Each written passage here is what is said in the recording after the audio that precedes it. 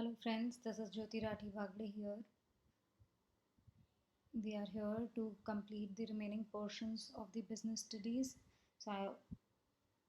Let's begin. हमने क्या क्या बातें करी थी पहले हम वो देखेंगे और आज हम क्या पढ़ने वाले हैं. Let's look at that. तो हमने जो चैप्टर लिया था उसमें 3 बिट्स थे. Meaning, nature, significance of principles of management जो हमने कंप्लीट कर लिया. टेलर्स प्रिंसिपल्स ऑफ मैनेजमेंट जो हमने कंप्लीट कर लिया. और अब हमें जो पढ़ना है वो है फेयोल्स प्रिंसिपल्स ऑफ मैनेजमेंट. ठीक है, तो हम शुरू करते हैं. Fayol's principles of management. Again Fayol's principles of management को मैंने 2 बिट्स में डिवाइड किया है क्योंकि टोटल मिला के फेयोल के 14 प्रिंसिपल्स हैं. अगर मैं एक ही वीडियो में सारे के सारे प्रिंसिपल्स डालूंगी तो it might become little monotonous, इसलिए मैंने उसको 2 पार्ट्स में ब्रेक कर दिया है. 7 हम इस वीडियो में देखेंगे, 7 हम नेक्स्ट वीडियो में देखेंगे. Let's begin. तो फेयोल्स प्रिंसिपल्स ऑफ मैनेजमेंट.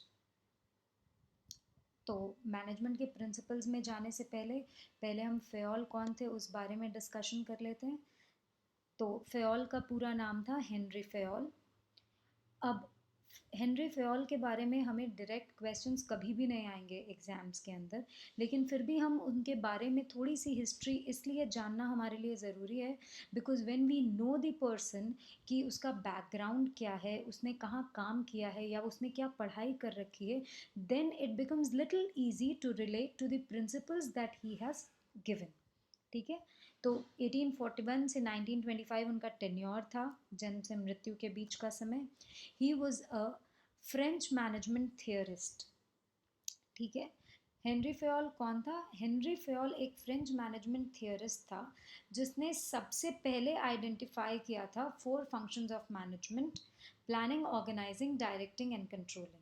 ठीक है, अभी फेयोल और टेलर के प्रिंसिपल्स में मेजर डिफरेंस ये है कि टेलर ने जितने प्रिंसिपल्स दिए थे those were basically majorly applicable to a factory environment, और फेयोल के जितने प्रिंसिपल्स हैं those are majorly applicable to the organized structure of an office and the related environment.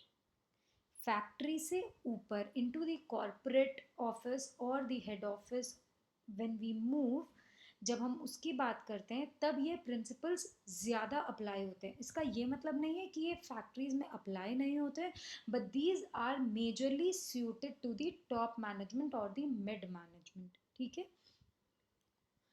तो हमने ये बात कर ली कि फेयोल ने सबसे पहले 4 फंक्शंस ऑफ मैनेजमेंट आइडेंटिफाई किए थे: planning, organizing, directing and controlling. ठीक है, उन्होंने ये जितने भी कॉन्सेप्ट दिए, द 14 प्रिंसिपल्स ऑफ मैनेजमेंट, वो उन्होंने अपने एक्सपीरियंस से दिया.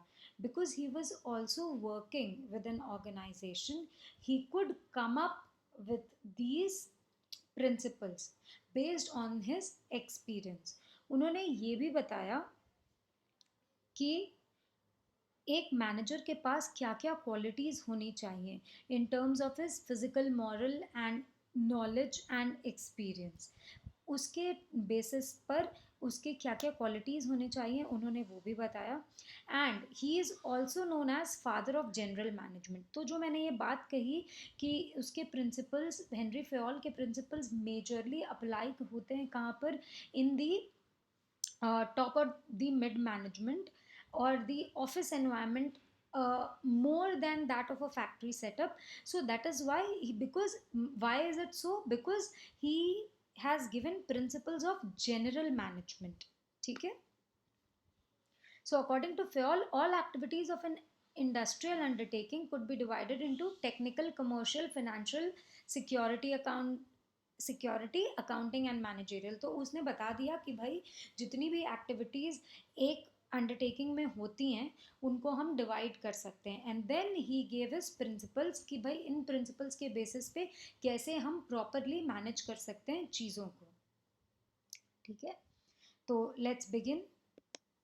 तो सबसे पहले फेयोल ने हमें 14 प्रिंसिपल्स दिए थे, 14 प्रिंसिपल्स ऑफ मैनेजमेंट. उन सब के ये नाम है. I'll just read out all the names once. तो आपको पता लगेगा कि नेम से ही हम बहुत कुछ जान सकते हैं इन प्रिंसिपल्स के बारे में, and we'll get a fair idea. और उसके बाद we'll deal in detail about each of the principle.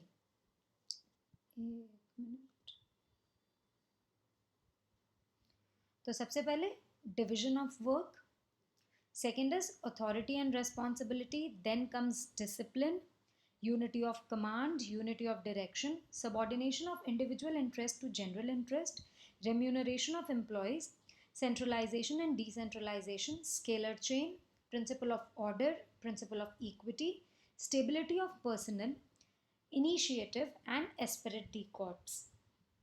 तो इसमें और एक बात कि हमको इन सारे प्रिंसिपल्स को लाइन से याद रखने की भी कोई ज़रूरत नहीं है, just that we need to know the principles.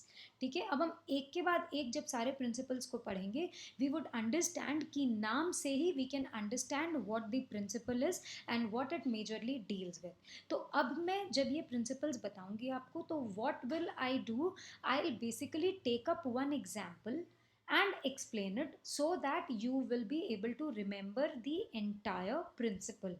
उसके बाद आप जाके अपनी टेक्स्ट बुक उठाइए और जब उसको पढ़िए, you will be able to relate to things and then memorize it, right? Let's begin। So the first one is division of work। अभी मैंने इसमें एग्जाम्पल क्रिकेट का लिया है because that's the one example which actually defines the thing very well, and secondly I thought most of the youth relates to cricket, so it will be easy to understand and remember it। ठीक है, तो division of work में cricket से हम क्या बताना चाहते हैं, अगर आप एक क्रिकेट का गेम देखें तो वहाँ पे सबसे अच्छे से ये चीज़ दिखता है which is division of work, क्योंकि क्रिकेट के अंदर में जो चीज़ें होती हैं वो डिवाइडेड होती हैं। बॉलर का अपना एक काम होता है, बैट्समैन का अपना एक काम होता है, फील्डर का अपना एक काम होता है, विकेट कीपर का अपना एक काम होता है, अंपायर का अपना एक काम होता है। गेम एक ही है but it has been divided into different areas, and people who are best suited to do that particular work are given that work. जिसकी बॉलिंग सबसे अच्छी होती है उसको हम बॉलर बनाते हैं, same goes with the batsman and the wicket keeper, and then comes the fielders. ठीक है, तो इस तरीके से डिविजन ऑफ वर्क में भी सेम चीज़ होता है। एक ऑर्गेनाइजेशन के अंदर में काम को डिवाइड कर दिया जाता है कि प्लानिंग का काम ये है, ऑर्गेनाइजिंग का काम ये है, एग्जीक्यूशन का काम ये है। तो जब हम इस तरीके से वर्क को डिवाइड कर देते हैं तो हम उस पर्टिकुलर एरिया के ट्रेंड स्पेशलाइज्ड को ला करके वो काम करवाते हैं। उससे क्या होता है कि same work done in a better manner, we get better output. So the whole idea of having division of work is to produce more and better work with same effort। क्योंकि जो ट्रेंड बॉलर होगा वो कभी भी एक non trend bowler से ज़्यादा अच्छी बॉलिंग करेगा, because he is specialized in that area। Same goes in a organizational और अ फैक्ट्री सेटअप, कि जो जिस काम में एक्सपर्टीज हासिल करके बैठा हुआ है वो उस काम को बेटर कर पाएगा। Thus division of work. So division of work में क्या होता है, we get to do train specialist for a particular job which gives more output, better output with same effort. So अगली बार जब हम डिविजन ऑफ वर्क की बात करेंगे हम जस्ट एक क्रिकेट फील्ड को याद करेंगे एंड हमको याद आ जाएगा कि डिविजन ऑफ वर्क का क्या मतलब है, क्या इंपॉर्टेंस है और क्यों वो होता है। I hope I am clear with it. आगे चलते हैं। Next was authority and responsibility. अभी अथॉरिटी एंड रेस्पॉन्सिबिलिटी दो वर्ड्स हैं, पहले हम उन वर्ड्स को समझ लेंगे एंड देन इस पिक्चर से we will try to understand what is being told. Authority क्या होती है, किसी भी काम को करने के लिए मुझे कुछ अथॉरिटी चाहिए, मतलब मुझे कुछ राइट्स चाहिए, उन राइट्स को हम अथॉरिटी बोलते हैं। And responsibility is obviously the duty to do. अभी authority and responsibility must go hand in hand, ऐसा हमें ये प्रिंसिपल बताता है। अभी इस प्रिंसिपल का मतलब क्या है, अगर हम इस पिक्चर से इसको समझने की कोशिश करें तो this is a manager and this is a subordinate. अभी मैनेजर क्या करता है, मैनेजर किसी काम को करने की रिस्पॉन्सिबिलिटी अगर सबॉर्डिनेट को देता है, he gives the responsibility to the subordinate to do a particular work. In that case क्या ज़रूरी है कि वो सिर्फ रेस्पॉन्सिबिलिटी ना दे, उस काम को करने के लिए जितनी अथॉरिटी की ज़रूरत है वो उस अथॉरिटी को भी दे। अभी अथॉरिटी से क्या मतलब है मेरा, अभी अगर हम इसे एक एग्जाम्पल से समझने की कोशिश करें, if I am a manager and I have got an X person who is my subordinate, अगर मैं उसको कोई काम करने बोल रही हूँ, that you are suppose to give certain report of a particular department to me, ठीक है, वो मैंने उसको रिस्पॉन्सिबिलिटी एंट्रस्ट कर दी। वो उसमें मैंने उसको कहा कि you need to get 10 people की से सैलरी डिटेल्स टू मी, ये मैंने उसको रिस्पॉन्सिबिलिटी दे दी सबॉर्डिनेट को फॉर एनी पर्टिकुलर वर्क, कि मुझे ये रिपोर्ट फॉर सम रीज़न चाहिए, सो गेट मी दीज 10 people का सैलरी डिटेल्स, ये मैंने उसको रिस्पॉन्सिबिलिटी दे दी। अभी मुझे उसे क्या अथॉरिटी देनी पड़ेगी, मुझे उसे ये अथॉरिटी भी देनी पड़ेगी कि वो जा करके द रिलेटेड पेरोल या एचआर डिपार्टमेंट के पास से पर्टिकुलर बंदे से कोऑर्डिनेट करके he can get that information, because this is an information which not everybody is provided with on a normal course of business in a organizational setup. ये एक ऐसा इन्फॉर्मेशन है जो हर किसी से शेयर नहीं किया जाता है, तो मैंने उसको रिस्पॉन्सिबिलिटी तो दे दी कि तुम जा करके ये डिटेल्स निकाल के लाओ, लेकिन अगर मैंने उसको अथॉरिटी नहीं दी कि you are authorized to get this, इसके लिए मुझे उसको ये अथॉरिटी देनी पड़ेगी कि वो जा करके बोल सकता है कि मेरे मैनेजर ने ये मुझे अथॉरिटी दी है कि आई गेट दीज थिंग्स, तब तक वो काम नहीं कर पाएगा। So responsibility and authority walk hand in hand, चाहे वो फॉर्मल हो या वो इनफॉर्मल हो, authority and responsibility should go both hand in hand, क्योंकि अगर मैं उसे अथॉरिटी नहीं दूंगी, सिर्फ रिस्पॉन्सिबिलिटी दे दूंगी, then if he goes and sits with the colleague of his to get that report, वो बता देगा you are not authorize to get such reports, I can not give you this data, ठीक है। तो इस case में responsibility and authority must go hand in hand. अच्छा, इसके एवज में what is the subordinate supposed to give to the manager? He is actually accountable for each of the authority that he has been given. मतलब अगर मैंने उसे authorise कर दिया कि you are authorized as a person to get the payroll details of these 10 employees, अगर उस 10 employees के पेरोल डिटेल में कुछ भी लीक होता है और any information goes here and there, then this particular subordinate is liable for it. He is accountable to his manager for the authority that he has received to fulfill his responsibility. Thus authority and responsibility go hand in hand, and any person who is given a responsibility should get the authority of that particular thing as well, and the subordinate is accountable to the manager. This is about authority and responsibility. Next is discipline. Again मैंने एक cricket का ही example लिया है। So discipline, principal of discipline से हमें क्या पता चलता है? प्रिंसिपल ऑफ डिसिप्लिन से हमें ये पता चलता है कि किसी भी केस में we should be disciplined when we are doing our work और परफॉर्मिंग आवर जॉब। ये एग्जाम्पल क्या है? I think we all recognize this man, he is Adam Gilchrist. So इसका एग्जाम्पल मैंने क्यों लिया है? Because he is such a disciplined player कि वर्ल्ड कप के मैच में इसे आउट नहीं डिक्लेयर किया गया था, but still because he knew that he is out, he just walked out of the field stating I am out. That is the level of discipline that one needs to have within himself. So discipline is required at all levels, and एक organization के अंदर में discipline इसलिए ज़रूरी है और हर level पे ज़रूरी है क्योंकि अगर डिसिप्लिन नहीं होगा तो कभी भी काम लोग अच्छे से परफॉर्म नहीं कर पाएंगे।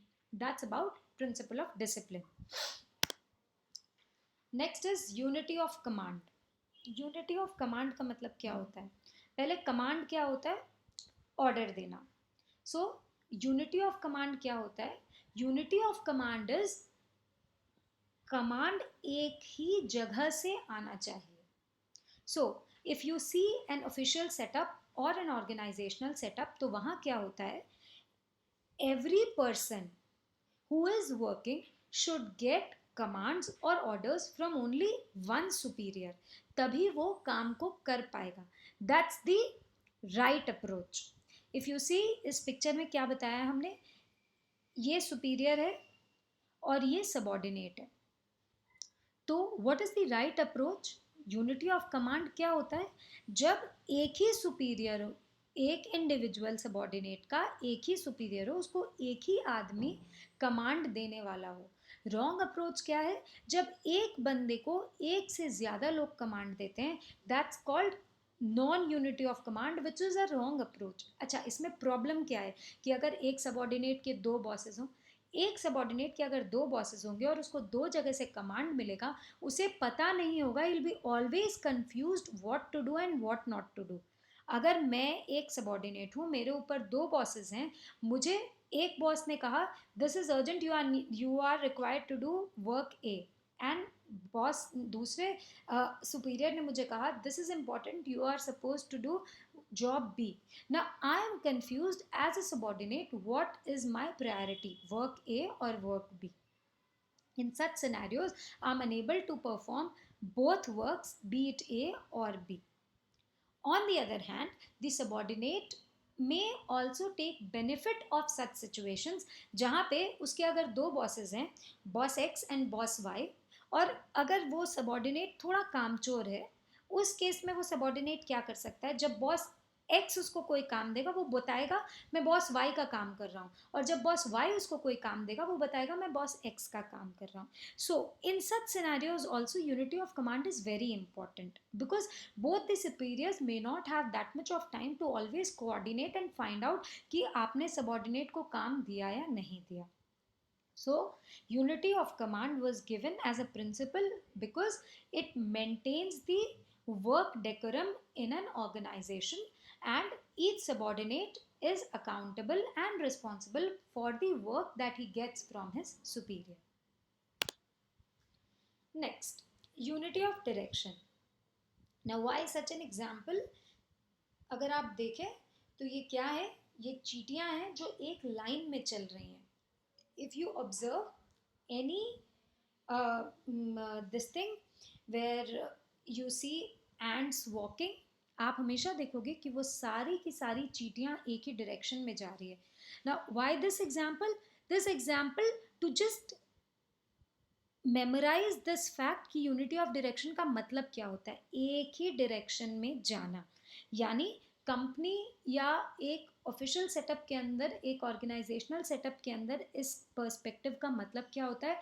इस पर्सपेक्टिव का मतलब होता है कि all the employees of an organization should work in the same direction of achieving the common objective of the organization.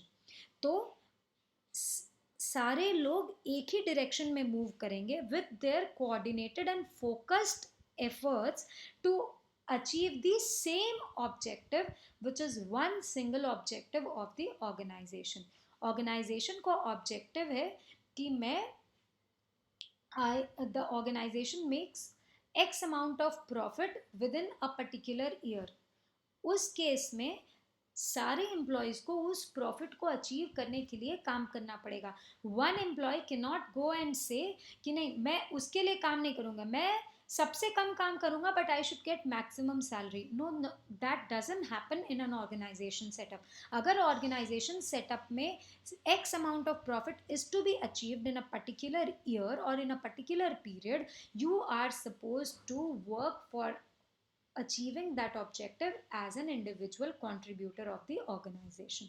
That's about unity of direction. Next, subordination of individual interest to general interest again comes in cricket. हम सब जानते हैं कि ये कौन है, he is Rahul Dravid, we all know. तो राहुल द्रविड़ के अप्रोच से हमें सबसे अच्छा एग्जाम्पल मिलता है कि subordination of individual interest to general interest क्या होता है. He is one person who has always subordinated his individual interest to general interest of the team. कैसे? Whenever needed, he has worked as a batsman. Needed, he has worked as a wicket keeper. Needed, he has worked as a captain. He has never thought कि मेरे लिए इस समय क्या ज़्यादा ज़रूरी है एज एन इंडिविजुअल. वो इंटरेस्ट कभी भी उसका उसकी टीम के ऊपर भारी नहीं पड़ा. In the similar fashion, an employee is supposed to work for an organization. He should also keep organizational interest pehle, and he should keep his individual interest below that. अगर कंपनी के interest के लिए कोई काम ज़्यादा important है, he is supposed to do that work and subordinate his individual interest there. Right? Remuneration. Now, principle of remuneration quite simple. As the name suggest, remuneration का मतलब है पैसा, सैलरी और the pay out that is done for an individual who is working for a particular organization. ठीक है, उसे हम कहते हैं principle of remuneration. Principle of remuneration का बेसिक फंडा है, it should be just, equitable and fair. Salary सबकी सबके काम और अप्रोच के हिसाब से होनी चाहिए. Nobody should be paid excess or under, but they should be paid based on their performances. So this is about principle of remuneration. Quite simple. तो हमने 7 प्रिंसिपल्स कवर कर लिए हैं. अगर हम इनको नटशेल में देखें, डिवीजन ऑफ वर्क, क्रिकेट की बात करी, अथॉरिटी एंड रिस्पॉन्सिबिलिटी. हमने देखा कि अगर किसी मैनेजर ने अथॉरिटी दी है, रिस्पॉन्सिबिलिटी दी है, तो उसे साथ में अथॉरिटी देनी पड़ेगी and the subordinate becomes accountable. Then comes principle of discipline. Discipline हमें खुद में होना चाहिए, किसी और को हमें बताने की ज़रूरत नहीं है. We should know what is correct and we should work according to it. Unity of command, एक बंदे का एक ही बॉस होना चाहिए जिससे उसको कमांड्स मिल रहा है, otherwise he will be unable to give good performance. Unity of direction, everybody should move in a single direction which is to achieve the objective of the organization. Subordination of individual interest to general interest, हमारा खुद का interest should go below the interest of the organization when we are working in the capacity of an employee of the organization. Remuneration of employees, the employees should be paid just, equitable and fair based on their performances. Remaining जो हैं वो सारे हम next video में cover करेंगे. Till then, happy studying. This is me, Jyoti Rathi Bagdi, signing off. Please come back for any queries in the comments section. And if you like the video, please like, share and subscribe. Thank you. Bye-bye.